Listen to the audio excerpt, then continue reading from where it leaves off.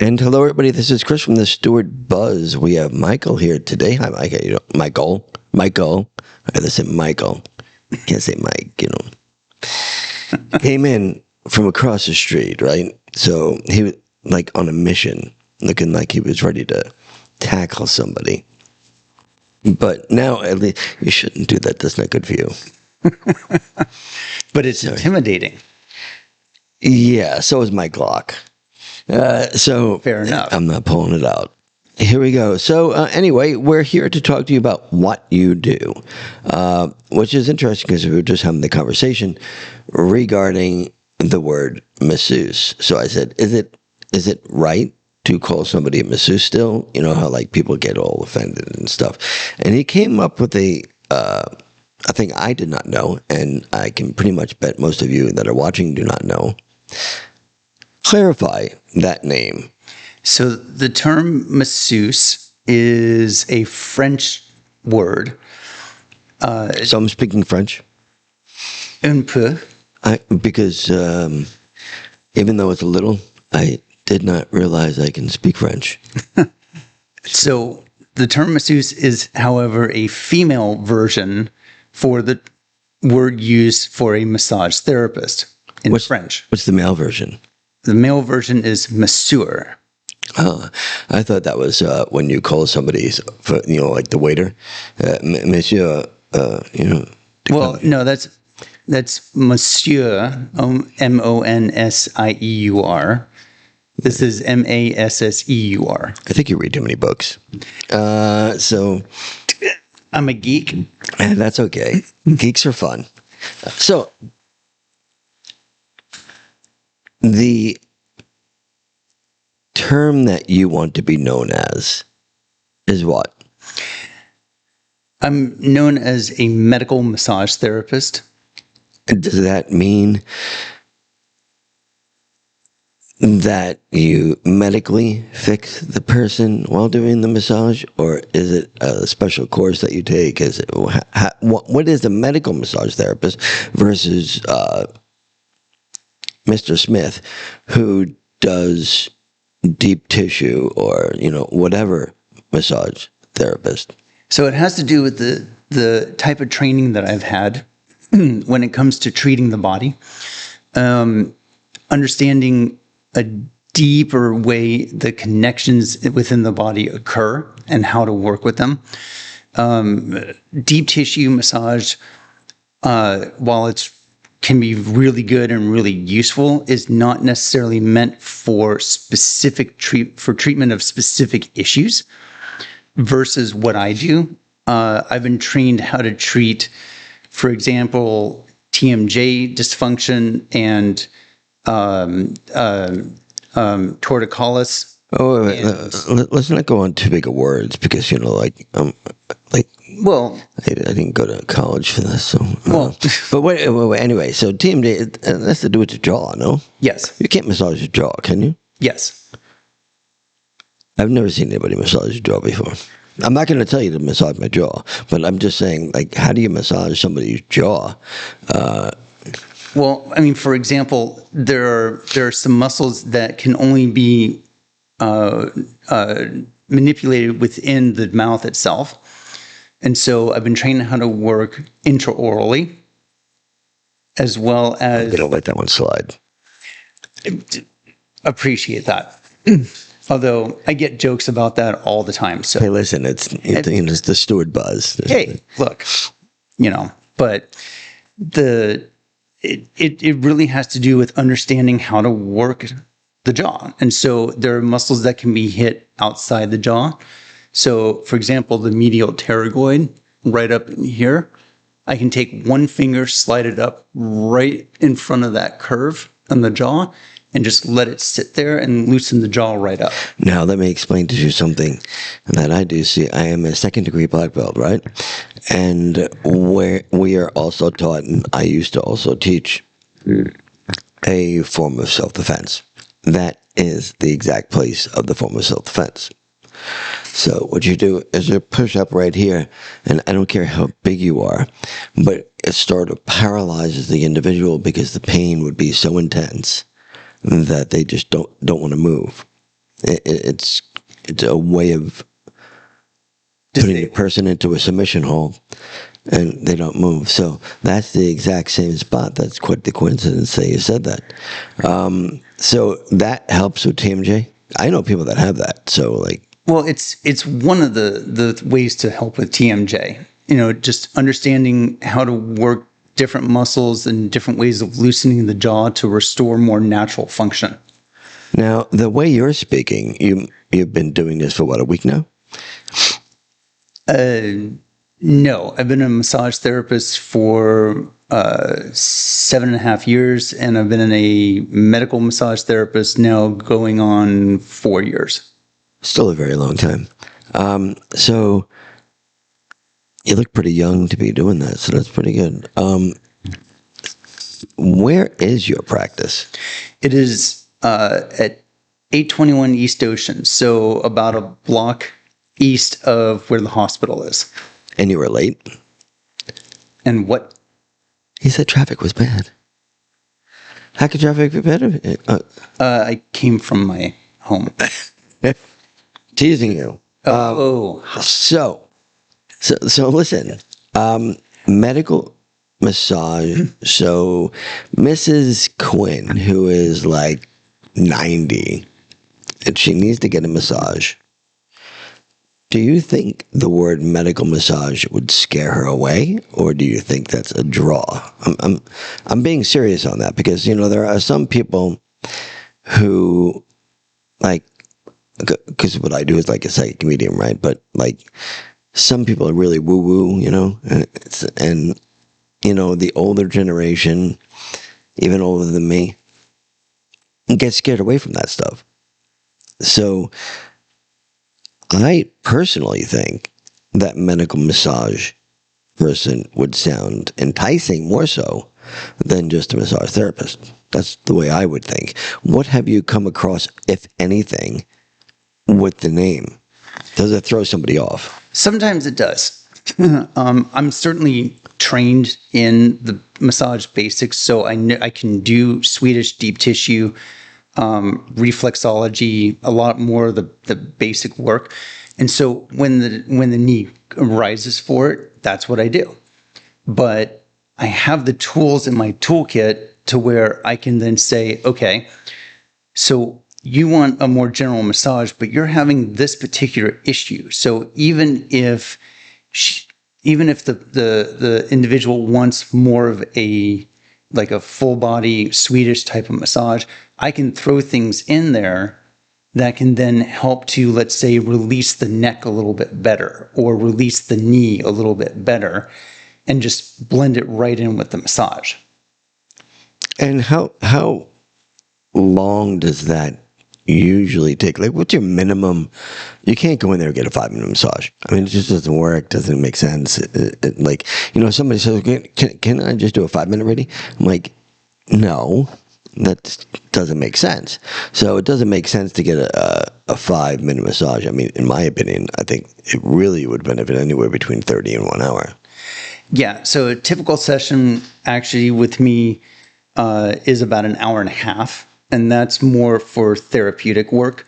If it's more generalized work, it can be anywhere from an hour to 2 hours usually. That's a pretty damn long time. Do you get tired? Yeah. But most likely do people fall asleep? Depends on what I'm working on with them. If it's relaxing, yeah, that happens quite a bit. If it's not supposed to be relaxing, you're not going to sleep. So I'm going to pay you for a not relaxing massage. Uh-huh. That's like when people come into my store, here, come on, follow me, let me make you cry. Because I touched their soul. You actually touched the people's soul in a different way, and that's through medical massage. Have you ever come across a client that you could not satisfy? Yes. Me too. It's a pain in the ass. Working with the public in general is difficult. Everybody has their own personality, trust me. So you have to deal with personalities when doing anything with working in the public. You more so, well, maybe not even more so, because I'm touching on their inner thoughts and violate that in a way, but they gave you permission to do so. They're giving you permission to do what you're doing.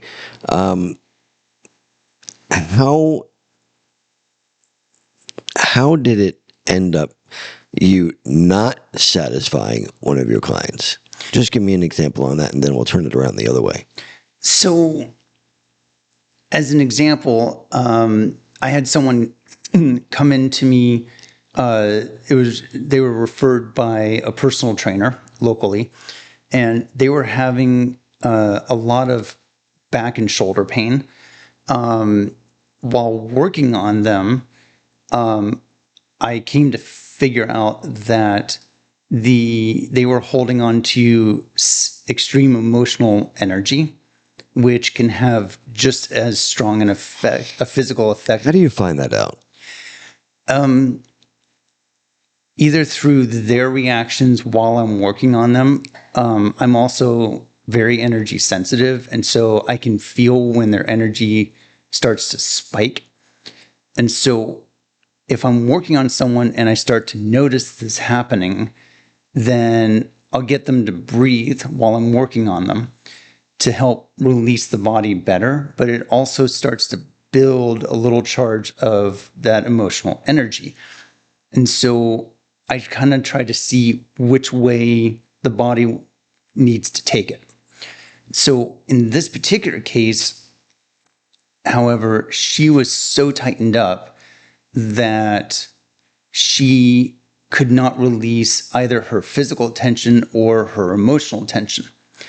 And so without trying to really force the issue, we went into some slower, deeper work, just trying to let my hands sink in to get to, pardon the metaphor, the root of the issue. And while doing so, she continued to fight it back. And so either way... Not purposely, though, right? Not as far as I could tell. A lot of people, and I use the term fighting back, kind of resisting, sure. But in that particular case, she came away after one session and she had bruises that were showing up on her, like right below her collarbone from trying to work on her, and her neck was more sore. And But that's not abnormal, is it? It depends. I mean, some people's bodies bruise so much easier than other people. Sure, either because of medical conditions or just because... Even a lot of fair-skinned people will show something like that. Absolutely. So don't ever be alarmed if you see something like that. And he wasn't trying to beat you up as you fell asleep. But like Jeannie, who just left here just a little while ago, like she'll wake up in the morning with like these huge scratches, and you know, people come into the store thinking that they were attacked by a demon. I don't necessarily believe in demons, so. But anyway, fair-skinned people are like that, and if you're doing a massage and in one area and the whole time, there's a possibility that you can have bruising.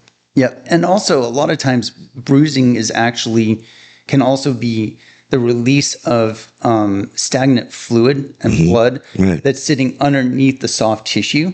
As we work it, it gets released and comes to the surface where the circulatory system flushes it. Right. But until it does get flushed, it'll show up like a bruise. Absolutely. So the more you do this, it seems the way you're speaking, the more into it you get. Like more knowledgeable you get, and the more you want to do it. So I've been doing this for a long time, so the more I do it, the better I got. I would imagine this is the same premise. And how busy do you really get? Do a lot of people come in for, and when you advertise yourself as a medical massage therapist, correct? I advertise myself as actually a structural energetic therapist, or Big word. yeah. So that's actually the modality of training that I use for my medical work. And so it involves understanding more of how the structure of the body pulls, and we lose structural integrity within the body, just like you can within a building. And so when we lose that structural integrity, then our joints, our bones, our soft tissue, they pull, but we feel it usually in the in the opposing location. So let's say that, for example, the neck pulls forward like this, and starts falling way forward. Most people feel it in the back of the neck, usually right about the base of the neck and shoulder junction there. Well, sometimes a general massage therapist might look at that and work back there because that's where the pain is. I'm going to look at that and say, oh, well, here's what's causing the issue, and I'm going to work in the front, which is where the muscles are shortening. So by elongating that and releasing the fascia and the muscle So they through can go there, backwards. so they can release back to where it's supposed to be. That makes sense to me. I mean, what do I know? But it does make sense. So you were telling me the other day when you were standing in front of me that I was leaning one way or the other. So majority of the human beings kind of do that in one way or another. Mm-hmm. I don't know anybody that's perfect when in that sense. So I was leaning towards the left. You said towards the left. That means my right would be compensated. Or how does that work? It depends on. I honestly don't recall. That was several days ago, but It wasn't really that long ago. I worked on a bunch of people since then. A lot of things going on in the brain. What do I say? Trust me, I know. I don't know what happened yesterday either, but I do remember that conversation. Only because, of course, you know what I have, the spinal stenosis, and I definitely walk with a limp. Been to many massage therapists, by the way, acupuncturist. I had up to 3 epidurals. I went to a chiropractor once, and they were working on me, and they hurt me so bad. I said, if you do that again, I'm going to punch you in the head. Because it does hurt. And sometimes in order to get better, they have to hurt you in a way. I know it sounds sick, but it's true. I mean, in my opinion, the difference between a chiropractor and a massage therapist, a really good massage therapist, is the chiropractor paid more money in school. That's the only difference. You both come about doing the same thing. Yes. A really good massage therapist can do the same thing as a freaking chiropractor. I mean, they can. They really can. If they know what they're doing, they can make you feel just as good as your average chiropractor. I mean, yeah, I don't know why people go to chiropractors, but that's besides the point. Sorry. Well, no disrespect to you chiropractors.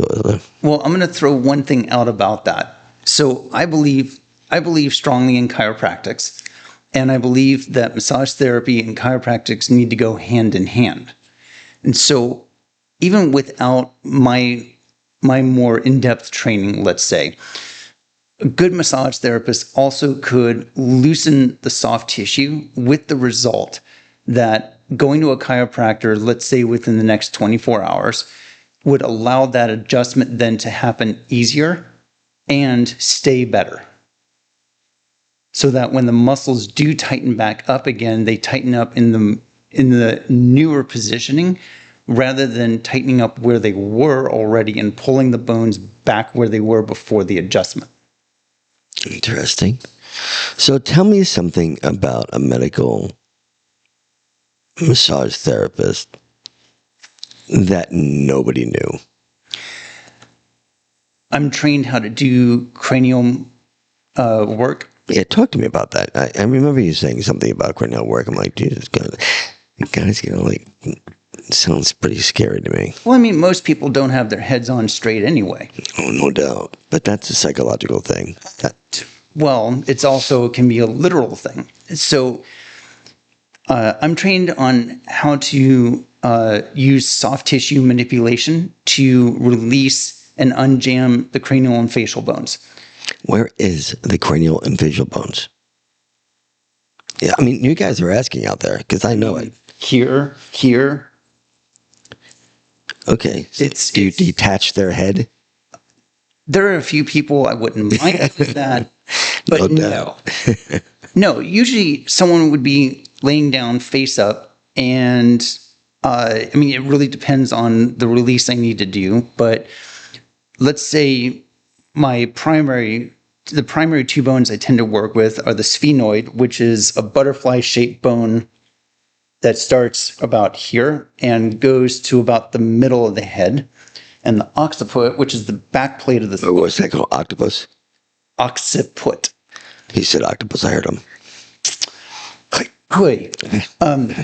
But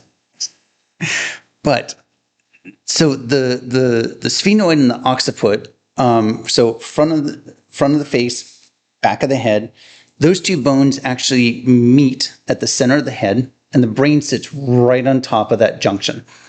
And big long word here, but it forms the sphenobasilar syncondrosis. I know, don't get too dizzy. Breathe. I know CPR, I don't like to use it. No, I don't blame you. But that joint, we found that when it gets jammed. How does it get jammed? By the body pulling or soft tissue tightening up on one section of the head or the other, for example. We do have soft tissue, fascia, all that stuff around the head and the face. It can pull just like anywhere else. But this is where I'm extremely stupid. Ignorant. I'll use the word ignorant. Thank you. This is where I'm ignorant is, how do you determine that the butterfly, octopus thing, whatever, is not where it's supposed to be? Or do you like crack the person's neck? And I don't mean break their neck, like, you know how like you would crack somebody's back or something like that. Sure. Know? And you can do that as a massage therapist, by the way, not on purpose, but somebody could be doing very hard tissue and you can hear their back go. Sure. Yeah. Even on my inversion table, when I go completely inverted, my entire spine just goes, and you can hear it going into place. Yeah. I know you're not allowed to do that part of it, but doesn't that happen anyway sometimes? It can primarily on the spine. I'm not allowed, and I'll say this clearly, I'm not allowed to try to directly adjust spine or bones within the body. That's beyond my scope of practice. But yes, as you're loosening up soft tissue and muscles, bones can release, and I'll be going down right next to someone's spine and hear snap, crackle, pop, snap, crackle, pop. Rice Krispies. Yeah, that's a Rice Krispie song. I like that. But okay, getting back to the butterfly dude. Sure. How do you determine that? By looking at the person? No. I determine it actually using applied kinesiology and muscle testing. This dude, I know. He needs to back off. He needs to back off. All right. Knee slapper. Okay, but seriously, I come in there and I'm saying, okay, listen, I need just a really good massage. I have this wrong with me, and I just wanted to go away. You got to at some point say, you know what, that's beyond my scope. Yes. I mean, any good person, no matter what you're doing, okay, if it's beyond your scope, you say it's beyond your scope. Like, I have people that come into my store and say, listen, I have entities inside my body. I said, no, you don't. They said, well, I need somebody to fix this. I said, well, that's not me. You need to go to another place. And I'll even call the place for them and put them on the phone, and do that. But that's not who we are. I'm sure there's have you ever turned someone away saying, I believe you need to see this person? Absolutely. good. And that's Absolutely. really what a reputable person would do. Because if it's beyond your scope, hand them over to somebody that can actually help them. And I think people would admire you more if you did something like that versus doing something just for the money's sake of it. Because so when somebody comes in here and I look at him, I do my reading, and I said, listen, you're boring. You don't need me. So I give them a free 30-minute reading. So when they are screwed up, then they can come in. Because, sir, I did it yesterday. There was nothing wrong with the lady. I said, why are you here? She said, I just wanted to see what was going on. I'm like, huh? Well, I'm not an entertainment psychic, so you're not an entertainment massage therapist. You're there to actually help somebody and make them feel better. If you can't do that, then you tell them to move on to somebody that can. Pretty much. I mean, that's what I would hope that you would do. Well, yeah. I mean, I don't mess around with health and wellness for people. How do people get in touch with you? I have this interesting thing called a phone number and a website. Why don't you say your phone number and website? My phone number is 772-210-4554. My website is proactivemassage.net. That's like that proactive stuff that you can put on your skin to make you look younger. That commercial, you ever seen it? Oddly enough, yes. Okay. You even used it. Did you? A long time ago. How'd that work out for you? I mean, you're not that old. How old are you? 44. Yeah, you're pretty young. Okay. I'll be 45 on Thursday. Happy birthday. Coincidentally, we have the same birthday. So go figure that. I can't do this hand because it's holding up my leg. Because I need a massage therapist. But anyway, yeah, so I said it very casually when he said my birthday is, the 22nd. I said, oh, yeah, well, so's mine. You're like, wait, what? I said my birthday is May 22nd. What? No, it's really? What? And I'm like making it low key because very rarely do you walk in front of somebody that has the same birthday as you. Mind you, much earlier than when he was born. True. The year you were born was what? 80. Yes, that's right. It was when I graduated high school. 1980, not 1880. Yes. Well, 1880 would be pretty cool. So how, I know this is going to sound stupid, but how often do you work? 7 days a week by appointment. Sounds like me. So it's by appointment. You have a studio or? I have an office. It's a little not overly for put stuff. Glamorous? Yeah, not really glamorous. It's not supposed to be. Eh, I mean, an operating room isn't. So you walk in, there's got to be a salt lamp in there somewhere or something, just for ambience. If you don't have one, we sell them inside. I have a couple. I thought you might. And then do you play relaxing music and just that kind of stuff? Do you use singing bowls in any way? Do you use tuning forks in any way? Nothing like that, right? Well, no, I don't use singing bowls. I don't use tuning forks. But some of them do. Well, some do, absolutely. And there's a lot of science behind that. Absolutely. Frequencies. I've seen it where they'll hit a tuning fork and put it on someone's area and see what happens with them, what their reaction is. Right. And there's huge science behind that. Relaxing music, sure. I have a really good speaker in my therapy room, and I'll throw some music on. Absolutely. And so I'm sure you're just as reasonable as Jimmy down the road or something like that. So you're that busy? Is there a waiting time, or is there, like, if somebody's looking at this right now and want to call that phone number, say that phone number again slowly. 772-210-4554. Okay. If they called that number, would you be able to take them the same day? Typically. I mean, it Not necessarily, but it depends on the day. But huge waiting list right now, no. I'm still trying to get the word out about what I do and how I can help people. But How long have you been in the Stewart area? all but 9 years of my life. Grew up here. Oh, but 9 years of my life. Yes. Can't Lived you in just say it in a simpler term?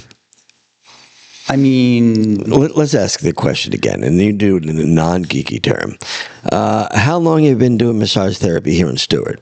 I've been doing massage therapy 7 years. Okay, thank you. How long have you been doing it in Stewart? 7 years. Okay, cool. See how it is? It's just very easy to be that way. Just like, all but. Now I got to think, what the hell? That all but. That means he was somewhere else. Where was he? I don't know what to do. Where is he? I'm just like, I got to be very simple. Where do we find this guy? I was here. You came into my store. Oh, okay. So it's just the way it works. I found you interesting. I found the way you speak very professional. You clearly are knowledgeable. And I know a lot of massage therapists. I know Alex. I don't know if you know Alex. Long hair, looks like Jesus Christ. Great massage therapist. He's on Ocean as well. Just, I think, up a little bit further. But is there a, how do you want to say it? A massage therapy group that, like typically one psychic would know another psychic and know another psychic, and Like networking. yeah. So do you do that? Somewhat. I won't pretend I know every massage therapist in the area, as there are actually quite a number of them. Yeah, that labeled themselves as that, yes. Well, that are licensed. We're all supposed to be licensed by the state. Correct. But you can be licensed and you can be good, or you can be licensed and you can not be good. True. So Very true. there's just, I guess just the way or the knowledge that you have, to me, is like, that's the person who I'd want to go to. Because that person actually knows what they're talking about. They're just not throwing some oil on you and giving you a massage. Although sometimes that works. So as of right now, the way I'm sitting, my right arm is full of pins and needles until I move my head this way and I pull everything away from this arm, and then it's okay. And it will be okay again for another 20 minutes until I have to do it again. Is that something that you work on? Mm-hmm. It is. But is spinal stenosis I don't believe, I could be wrong though, I really don't know, but I've been told those people, is spinal stenosis something, I'm not going to use the word cure because that would be absolutely impossible for you to cure spinal stenosis, but is that something that you can help with somebody with spinal stenosis or other severe back issues? Generally, yes. And it's going to depend. It's a case-by-case situation. But part of why what I do works for things like that is the combination between the soft tissue work and the cranial work. So what the cranium does, what the head does, the body follows. We start releasing the body from the top down. And so then as that happens, the soft tissue releases better. And so then I can get in and work the body better. But then understanding, for example, why structurally someone is in spinal stenosis, or let's give even a more common one, scoliosis. We hear about scoliosis all the time, right? A lot of people feel that it's not treatable. The answer is it is treatable. And I say that without doubt because I've done it a number of times. And so, again, cranial... Isn't that the curvature of the spine? Yes. Okay. Right, where it gets more of like an S-curve. And you can do that through massage therapy? Through my work, the way that I've learned to work with the body, yes. Cool. It can be done. But it's a lot of people think it's not treatable. Well, the cranial work plus understanding where the body needs to be released to help the spine to release that extensive curve. That's what does it. That's awesome. Any last words before we're done? No hubris here, no ego here. I'd love to help people. That's what I'm here for. Yeah, I like that part. Because that's actually, like 80% of everything. If you have somebody that cares and you have the knowledge like you do, those two combinations are very important. It's not always about the money part. Yeah, sure, everybody has to pay child support. But I mean, sorry, that's me. I forgot. But it's not always about that. It's about helping people, helping them get out of pain, helping them recover from something, whether it be emotional or, structural. And I use the word structural because the body is a structure. So I believe that this is the dude that you should go and visit. If you've tried everything else, why not try Michael? I mean, seriously. Because, just listen to the way the dude talks. He seems to have, it going on. And honestly, I don't know if he knows how to laugh. Oh, wait, there it goes. I haven't seen the dude laugh since I met him. He smiles, but he might take a life a little too seriously. I don't know. Or you know what? He could probably be a clown on the side. It's very funny because I was a clown on the side back when I was 30 years old. But you seem like you're really good at what you do. And I may take you up on that. Well, and I appreciate that. And I'm going to throw a quick thing out there. Anyone who calls me and mentions this podcast is going to get an extra 30% off of their first 30% off.